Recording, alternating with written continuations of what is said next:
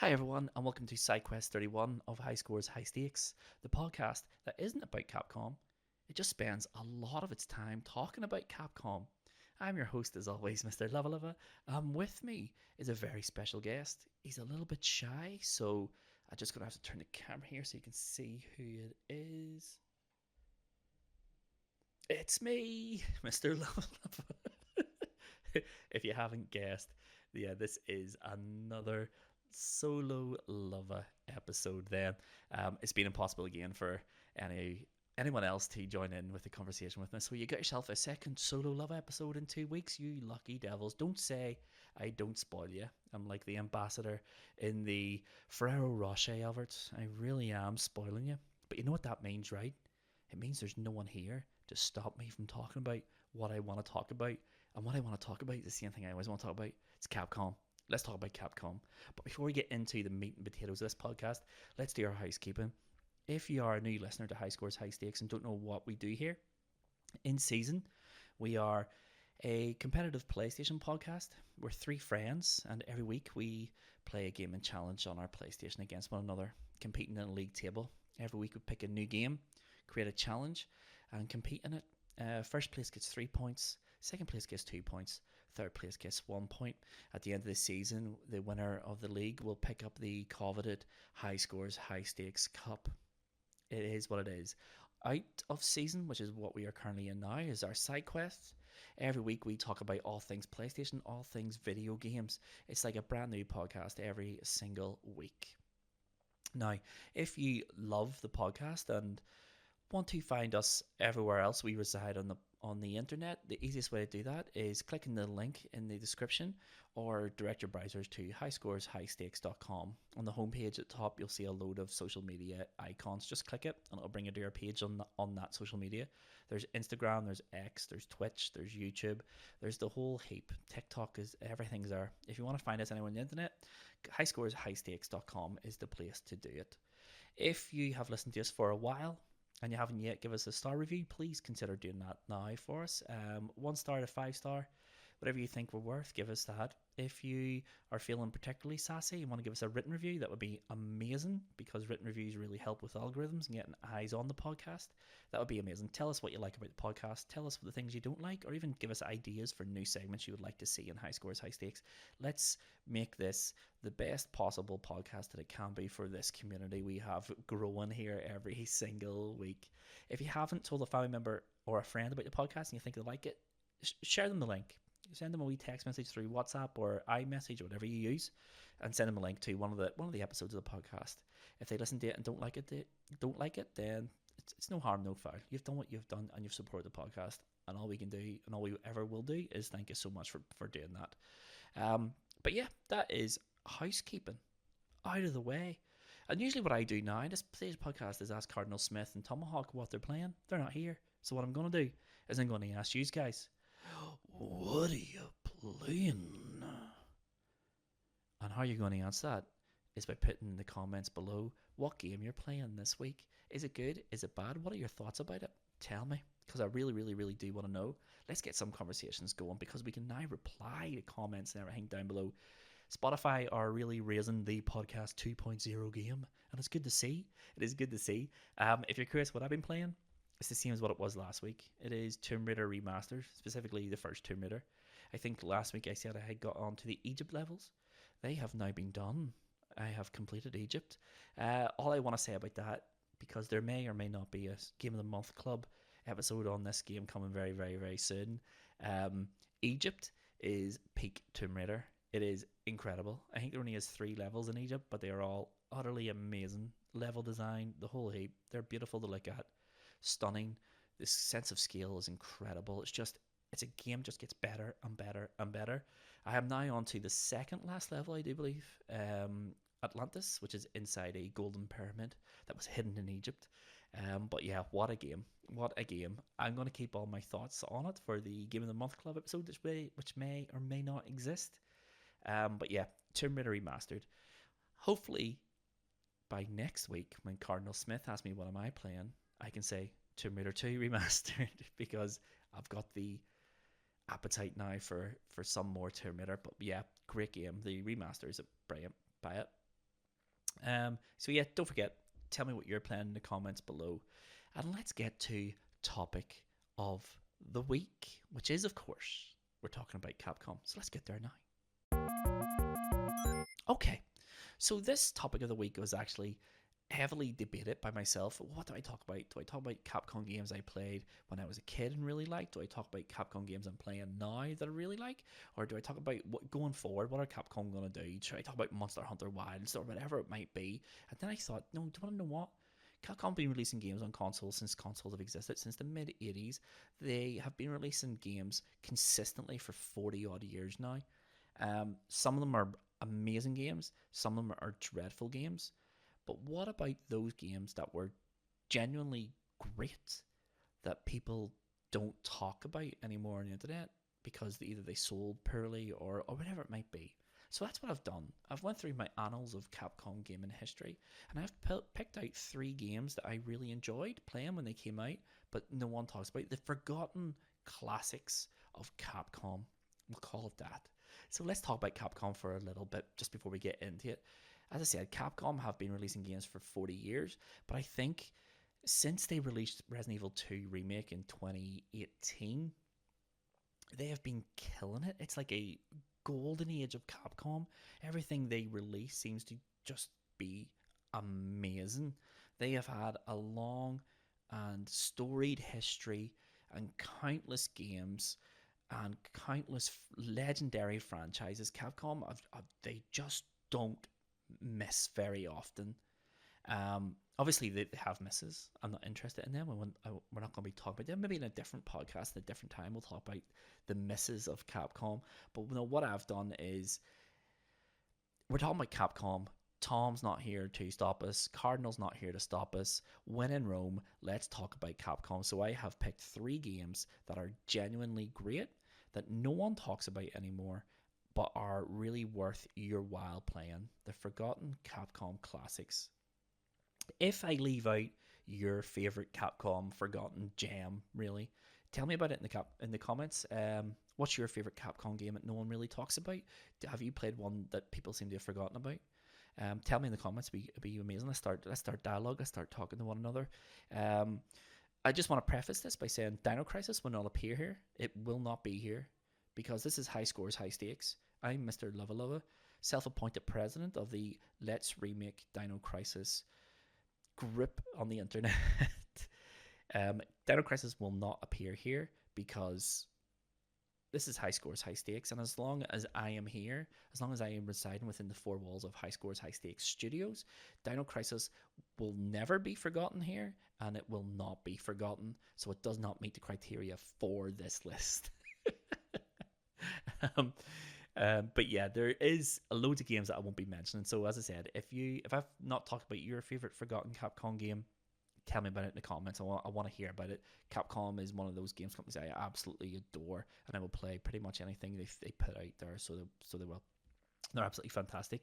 I just want, before we get into game number 1, I just want to also add that this list is in no particular order. They're not like a top 3. It's not like first to third or third to first or anything like that. These are just 3 games that I think are really, really great and that they deserve to be played by absolutely everyone. I would urge every single one of you listening to this to play these games any way you can. All I will say is that they are no longer legally available. So how you do it is up to you entirely. So let's get stuck into this. The first game I want to talk about is actually 2 games. It's a cheat. I know it's a 3, but here's 4 games. Hey, Lovey, you're breaking your own rules. This is what I do. All right? This is my podcast. I make the rules. But yes, Beautiful Joe 1 and 2. Beautiful Joe. That's not easy to say. Beautiful Joe came out in 2003, and it was exclusively released on Nintendo GameCube. I don't know if you remember, but this was one of the Capcom 5, and if memory serves me right, the Capcom 5 was Beautiful Joe, Resident Evil 0, Killer is Dead, Killer 5 and PN03, I think, was the Capcom 5. This was when Nintendo announced the GameCube and announced that Capcom will be releasing games exclusively on GameCube, and they will show off the power of GameCube, and they will be available nowhere else.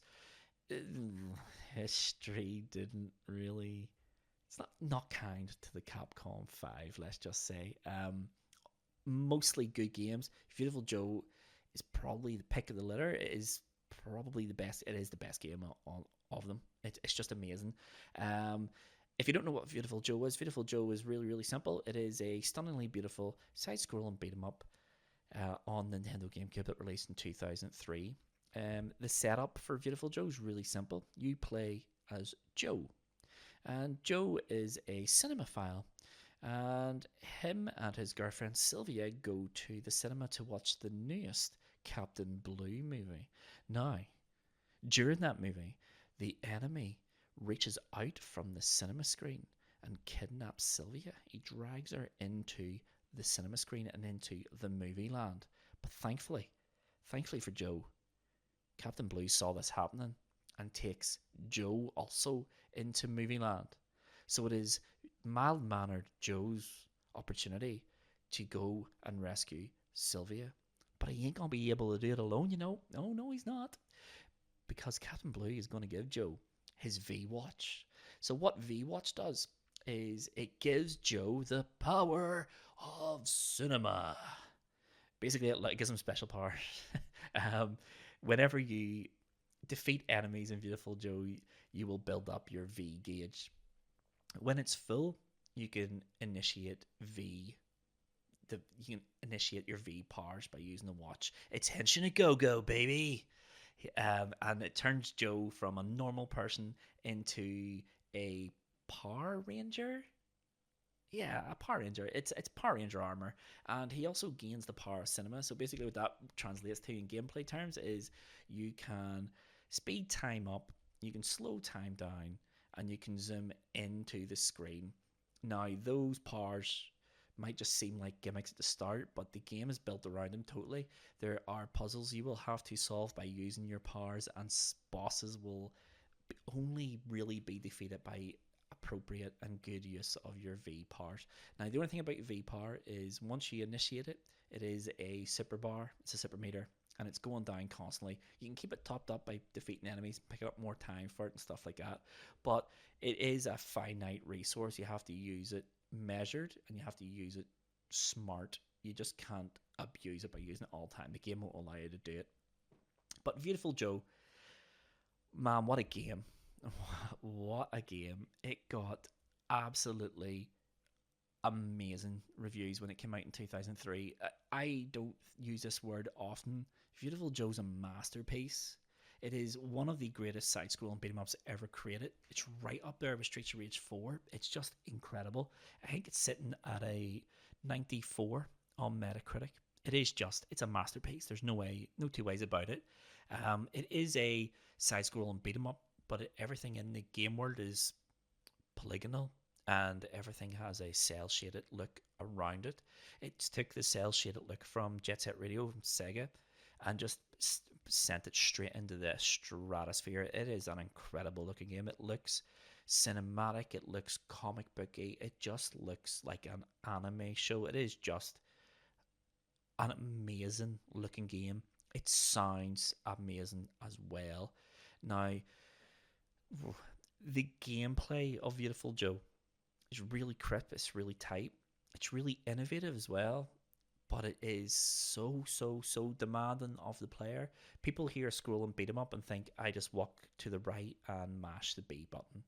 That is not true of Beautiful Joe. Beautiful Joe, it comes from Capcom, renowned for making some of the greatest fighting games of all time. They're constantly reinventing the genre and reinvigorating the genre. Beautiful Joe has quite a complex combat system. There are commands you can put in a la Street Fighter. It does demand that you learn the nuances of movement and the moves. You will learn spacing. You will need to learn spacing. You will be playing footsies with some of the enemies. It's just a really demanding game. The game expects you to take what it teaches you and use it. And if you don't, you will not see the end of Beautiful Joe. It is brutally difficult. It is really hard.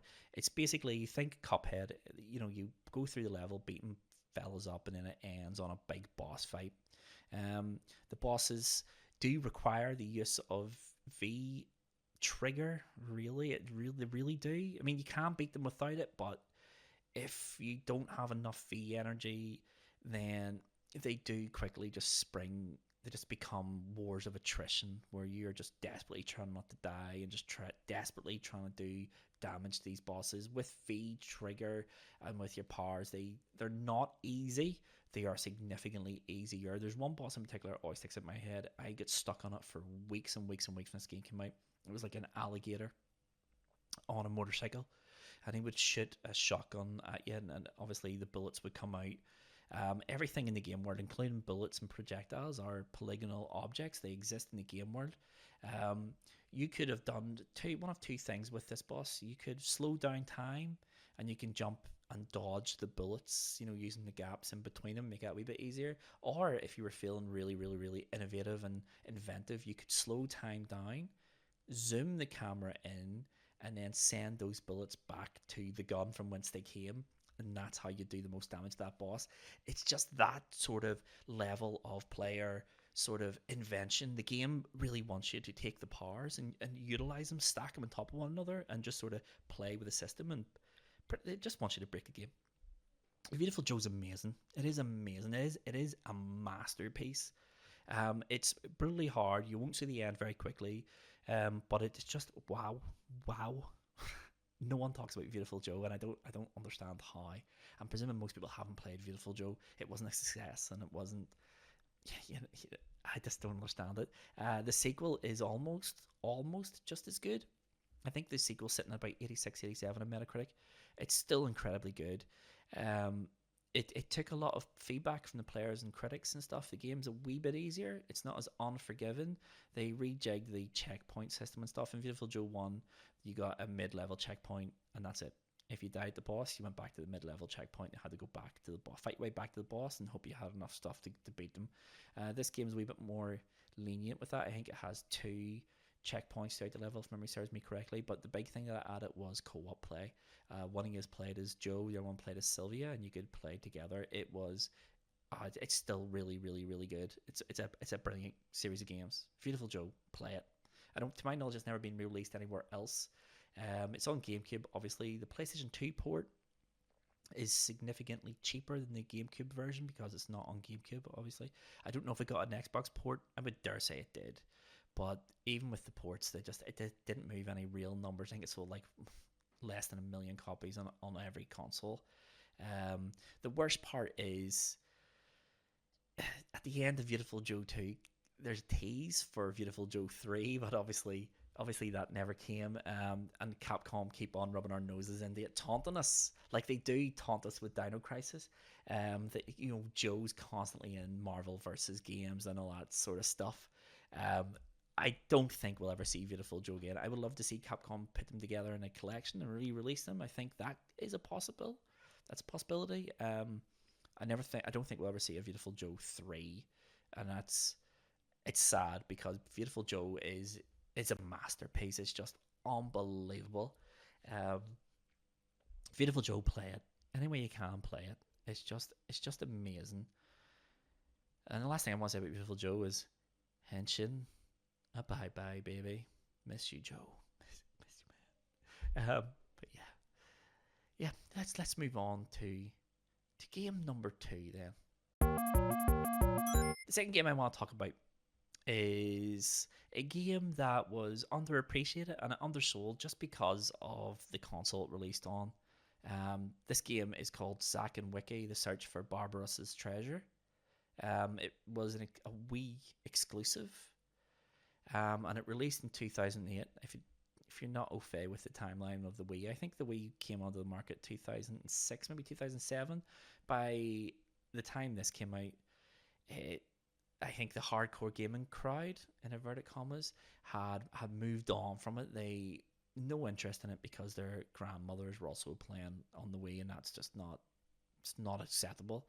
But Zack and Wiki is a point-and-click adventure game that follows the story of Zack, who's a human kid, and Wiki, who's his pet monkey. And they want to be pirates, but not only do they want to be pirates, they want to become the best pirates of all time. And they're going to do whatever it is that will get them that title of best pirates of all time. Basically, they are looking for Barbarossa's treasure. They have part of a map and they want to go find the rest so they can find the treasure and also his ship and become the greatest pirates of all time. It is an absolutely charming game. It's quite funny. It looks like an animated TV show. It's very highly animated. The characters are cute as a button. It's just a really, really, really nice little game that's also utterly amazing. I think Metacritic wise, this is sitting at about 86, 84 to 86, I think it is. It is a really, really, really good game. It is not the sort of game you would associate with gaming consoles of this sort of time, a point and click adventure. And that's the reason it was exclusive to the Nintendo Wii. Basically, it utilizes the Wiimote, and it does a lot of different things with the Wiimote. This is a motion control game, guys. I'm sorry. Firstly, you use the Wiimote as your mouse. You will guide your characters around, pick up things, and look at things, examine things with the mouse. With the Wiimote as a mouse. Basically, the point of the game is it's a 3D action adventure point and click game. And you have to guide Zack and Wiki to the end of the level where there will be a chest. The chest is hidden somewhere in the level. You'll pick up clues about where the chest is and how to open it, etc. And when you get to the chest, the viewpoint changes into a first person, and you will have to solve a puzzle to open that chest. Now, the puzzles aren't difficult or anything like that, and they all involve using the Wiimote like a real world object. So the first chest, if memory serves me correctly, is just literally use your Wiimote like a key. So you would physically turn the Wiimote and the chest would open, and then it gets progressively more sophisticated than that. You use it as a lever, use it as a rope, etc., etc., etc. It is just charming. This game is just charming. Think of a child-friendly Monkey Island, and this is what this game is. It's just fun. It's just a lovely game. It's not overly long. It is funny. It looks gorgeous. It's a blooming good time. Zack and Wiki is underappreciated, and it's only underappreciated because it released on the Wii. If this released on the PlayStation 3 or the Xbox 360, this would have won itself so many fans, and I have no doubt in my mind Zack and Wiki would have become an actual franchise. But because it released on the Wii, and the hardcore gaming group didn't care about the Wii, it just sunk into obscurity. It never got a sequel because of it. Capcom did re-release it. I think it was like 2014, 2015 on the Wii U store or virtual console, whatever you call it. Was it Wii U store? The e-store. Didn't tell anyone about the re-release. Didn't advertise it. Didn't market it. And then I don't think most people even realized this got re-released on the Wii U. It's that bad. It sold nothing. It sold less. I think it was less than 500,000 copies. But it's a real shame. Zack and Wiki is a great game, and it deserves your attention, and it deserves a little bit of your time. Play Zack and Wiki. Again, it's dirt cheap to buy. Wii games are not expensive. This is not an expensive game. Play it any way you can. Just be aware that you do need the Wiimote to play it, unless you're playing the Wii U version. That's all I'm saying. But Zack and Wiki, unreal, unfairly forgotten because it had the misfortune of being a Nintendo Wii exclusive. And on that depressing note, shall we go to game number 3? I think we should. Okay, game number 3 is obscure. I'm not going to lie. This is a deep cut. It's a game I've talked about before on the podcast. I'm pretty sure me and Cardinal were talking about this a few weeks back. It is called Gregory's Horror Show. So Gregory's Horror Show is a horror stealth game. I do believe it's based on a CG Japanese cartoon of the same name. It released in 2003, the same year as Beautiful Joe. 2003 for Capcom wasn't a vintage year for game sales, but it was a vintage year for game quality because, again, this is another mid-80s game on Metacritic. Gregory's Horror Show is unique. It is so, so, so unique. I don't know what you could compare it to. It is a child-friendly, well, child-friendly. It is a horror light Resident Evil meets Metal Gear Solid meets JoJo's Bizarre Adventure meets Minecraft.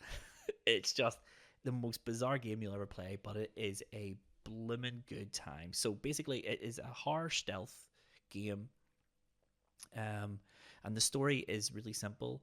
You get lost in a forest with amnesia. You don't know what you were doing in the forest. You don't know where you're going or where you've come from, and you stumble upon the Gregory House Hotel. You go in, you meet the owner, who's a mouse, who's a wee bit shifty. I'm not gonna lie to you, he's a wee bit shifty. Don't know if I trust him. And he says, "Yeah, come on in. I'll give you a room for the night. You can stay for the night, and we'll see what happens in the morning." So he shows you to your room. You can hear the next room through the walls a little bit, muffled sounds. It's not the best hotel. It's a wee bit creepy looking, to be honest, but decrepit, a bit run down. But when you go to sleep, who would pay you a visit but the Grim Reaper? Death, the angel of death, comes to you and tells you that you are never leaving the Gregory House Hotel because no one leaves the Gregory House Hotel. And he has taken interest in this place because the other guests, who are also prisoners, have souls that he needs, and they are keeping these souls in little jars. And he makes you a deal here. He says, "You get me those 12 souls, and I will get you out of this hotel. Not a problem." So you wake up. You don't know if it was a dream or if the Grim Reaper has actually just visited you. And now you know what you must do. You are a prisoner of the hotel, and now you must get those 12 souls. How do you get them? Easy. Stealth. You sneak through the corridors. You sneak into unoccupied rooms. You will look at the guests. You will follow them around. You will see where they go, when they go, what they do. You will listen to conversations through the walls. You listen to conversations through the doors. You will do everything you can to get those souls from those jars. Now, the start of the game bed you in very, very, very easily. The guests, as long as they have the soul in their jars, they will not attack you. All they do is run away. If they see you, they will run away, and they run faster than you. You can't catch them. Once you free their soul, then they become aggressive towards you. If they see you after you take their soul, they will chase after you and attack you. And the chase scenes are scary is the wrong word for it. They are intense. When you're getting chased by a guest in this game, the camera goes full Crash Bandicoot. It pans around the front. You can see you, and you can see the guest following you. The idea of the game at that time is you need to break line of sight and you need to hide. So you can hide in wardrobes and stuff. It's a typical stealth game. It is unbelievably good though. It's just fun. It's not scary, but those chase scenes, your heart will be racing. It is just a really, really, really good game. By the time you get to 4, 5, 6, 7 souls, obviously you have more enemies to worry about, and they become more frequent, and you have to start really thinking about what you're doing. How are you going to get around the hotel without being seen? It's hard light stuff, but it is really good. It is, as I said, it's totally unique. I can't think of a game like it. It's classic Capcom. The PlayStation 2 era, 2003, seemingly was just this era for Capcom to try things. You know, they released this, they released Beautiful Joe, they released Auto Modelista, I think, in 2003 as well. Just like, let's just try things. If it doesn't work, it doesn't work. Let's just go. The Capcom 5, in fact, were all really quite innovative games. It's what a time to be alive. What a time to be alive. 2003 Capcom. Wow. Yeah, no, the art style in this game is beautiful. The house looks like a more rundown version of Luigi's Mansion, would be the best way to describe it. A bit more, where Luigi's Mansion looked quite grandiose. This is a grand mansion. The hotel looks like a motel. It's, wooden panels. It's run down. There's holes in the curtains. There's moths and stuff like that. It's just a lovely art style. The characters are all cute but horrific at the same time. Like the mouse character is a cute little mouse, but warped into this uncute fashion. He wears like clothes with holes in. He walks around with his little lamp and all his hair business. Yeah, everything's made up of cubes. It's just a really, really, really unique game. It's just really good. The story's really engaging too. Um, the opening leaves you with so many questions. Was it a dream? Did death visit you, or what's going on here? Who are these other guests? Why do they have these souls? Why do they not want to give the souls up? Why do they become so aggressive once the soul gets taken from them? All those questions do get answered by it. It does go a little bit anime on the story. It does go a bit big when you don't expect it to, and it's all very melodramatic and all that sort of stuff, but it is really good. It's engaging. The story is so engaging. The gameplay is so much fun. There's no game quite like it. It is a unique title. And it's just a superb game. To my knowledge, it's never been re-released anywhere. It's never seen another release on another console, or obviously there's never been a sequel. It sold so poorly, but it is a mid-80s Metacritic game. If you can play it, give it a go. You won't regret it. It's fun, and it's not like any other game you will ever play. So the three games then, just to recap, then was Beautiful Joe 1 and 2, was Zack and Wiki, and the third one there was Gregory's Horror Show. All three unbelievable games. All three well worth a play, and all three are forgotten Capcom classics. And that brings us to the end. I've got so many more games from Capcom I could do. Maybe I'll do a part 2 of this. Who knows? Maybe we'll talk. We'll certainly get more Capcom games at some point. But for right now, I think we have to go to the wrap-up section. So let's get there now. And that is it. Another episode all wrapped up. Another solo Luvva episode. Hopefully this one was a bit less awkward than the last one. I felt the last one was a wee bit deer in the headlights job. I didn't know what to do or how to sort of flow through a conversation with myself. Well, with yous, with the listeners. But as I said at the start, that was my 3 forgotten Capcom classics. What's your forgotten Capcom classics? Tell me in the comments below. A Capcom game that you loved that no one seems to talk about anymore. It doesn't have to be from any time period. It can be from any time period at all, from the NES right through to the PlayStation 5. Tell me what's your forgotten Capcom classics. I'm really interested. Capcom's obviously a company I dearly, dearly, dearly love, and I do play most Capcom games, so give me more to play. That's what I'm saying. So let's just do a recap of all the housekeeping then. So if you haven't given us a review in stars, please consider it. 1 star to 5 star. What do you think we deserve? Tell us. It's useful information to us. If you want to give us a written review, that would be amazing. We would be forever indebted to you. Tell us what you like about the podcast, what you don't like about the podcast, and even some sections you would like to see. Let's make High Scores, High Stakes the best possible podcast for the growing community. Yeah, if you want to see us anywhere else on the internet, highscoreshighstakes.com is the place to go. On top of the homepage, there's all the social media links: Twitter, Twitch, Instagram, TikTok, the whole heap. It's all there. If you want to send us an email, there's an email link on that homepage as well. And that's really it. As I said, next week's episode is crossing everything, all my fingers, all my toes. Hopefully me and Cardinal can get a recording session done where he can take his turn at Who Wants to Be a PlayStation Millionaire. Let's just recap that, actually. So Tomahawk went first and got 32 grand. Respectable. A respectable amount for a man who's never heard of Civilization. I then went second and then had to just utterly crush Tom the way I do every single week, because I am Tom's superior. He is my underling. He knows his position, and it is under me in the league table at all times. I got 125,000. Some would say that my questions were way harder than Tom's too. I know I would. My £1,000 question was harder than Tom's £100,000 question. I think it's a wee bit of a. Well, we'll let Cardinal sort of talk about that for the quality and difficulty of the questions that he set for me. No, I'm only joking. I am top with 125,000. Tom is second with 32,000. Cardinal will come in. Hopefully next week we'll get his questions asked, and we'll see how he gets away. You never know. He might just win it again, come in at the end and win it all like he traditionally does. And that is it. I have nothing left to say except I'll be Mr. Mrluvvaluvva. This has been High Scores, High Stakes. Thanks for listening. See you Monday. Love you all. Bye.